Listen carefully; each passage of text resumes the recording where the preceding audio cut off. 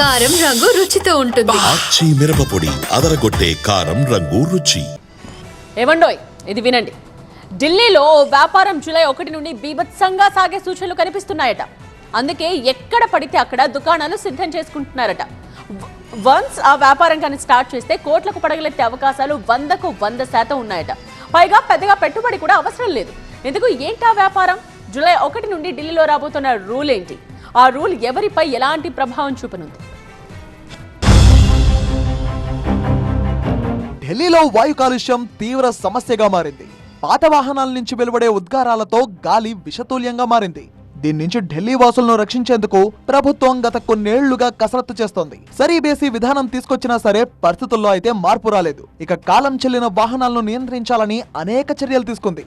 అయినా కూడా ఫలితం రాలేదు. దీంతో కాలం చెల్లిన వాహనాలకు ఇంధన సరఫరా నిషేధించాలని ప్రభుత్వం నిర్ణయించింది. అయితే జూలై 1వ తేదీ నుంచి ఈ నిబంధన అమల్లోకి రానుంది. ఈ విధానం 2014 నేషనల్ గ్రీన్ ట్రిబ్యునల్ ఆదేశాలకు అనుగుణంగా commission for air quality management మార్గదర్శకాల ఆధారంగా రూపొందించబడింది. ఢిల్లీ దేశంలో అత్యంత కాలుష్య నగరాల్లో ఒకటిగా ఉండడం, శీతాకాలంలో సమస్య తీవ్రతరం కావడంతో ప్రభుత్వం ఈ నిర్ణయం తీసుకుంది.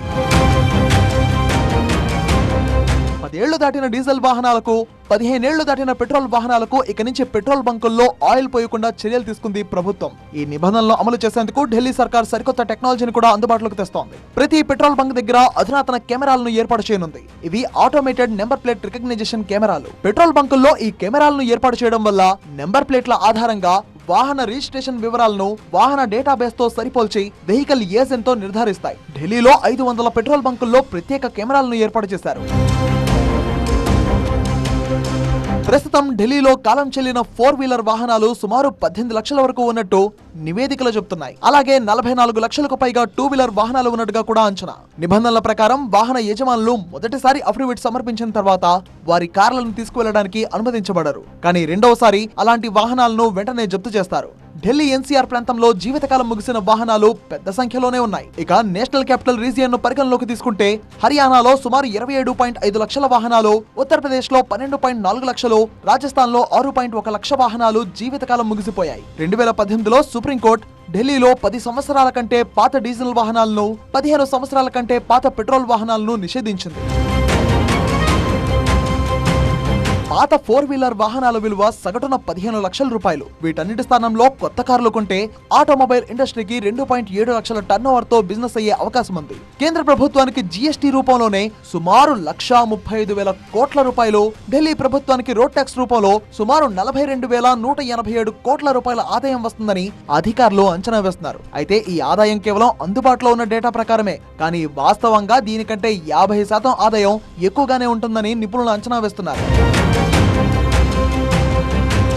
ఎండ్ ఆఫ్ లైఫ్ ఈఓఎల్ వాహనాలు ఇకపై రోడ్డుపై నడవడానికి అనుమతించబడవు. ఇలాంటి వాహనాలను స్క్రాప్ చేయడం తప్పనిసరి. ఢిల్లీ ప్రభుత్వం రిజిస్టర్డ్ వెహికల్ స్క్రాపింగ్ ఫెసిలిటీ ఆర్వీఎస్ఎఫ్ ద్వారా వాహనాలను స్క్రాప్ చేయాల్సి ఉంటుంది.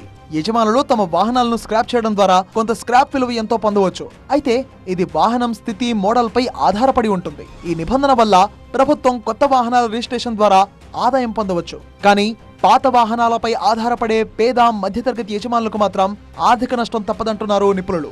ఢిల్లీలోని రిజిస్టర్డ్ స్క్రాపింగ్ సెంటర్లో వాహనాలను స్క్రాప్ చేయవచ్చు. దీనికి సంబంధించిన సమాచారం ఢిల్లీ రవాణా శాఖ వెబ్సైట్ లో లభిస్తోంది. స్క్రాప్ చేసిన వాహనానికి యజమానులు సర్టిఫికెట్ ఆఫ్ డిపాజిట్ సిఓడి జారీ చేయబడుతోంది. దీనిని కొత్త వాహనం కొనుగోలు సమయంలో రాయితీల కోసం ఉపయోగించవచ్చు. నిబంధనను మరింత సమర్థవంతంగా అమలు చేసేందుకు ఢిల్లీ రవాణా శాఖ 100 ప్రత్యేక బృందాలను రంగంలోకి దించింది. వాహనాల డేటాను పర్యవేక్షించడం, ఎక్కువ సంఖ్యలో పాత వాహనాలు వచ్చే పెట్రోల్ బంకులను గుర్తించడం, నిబంధనలను కఠినతరంగా అమలు చేసేందుకు ఈ బృందాలు పనిచేయనున్నాయి.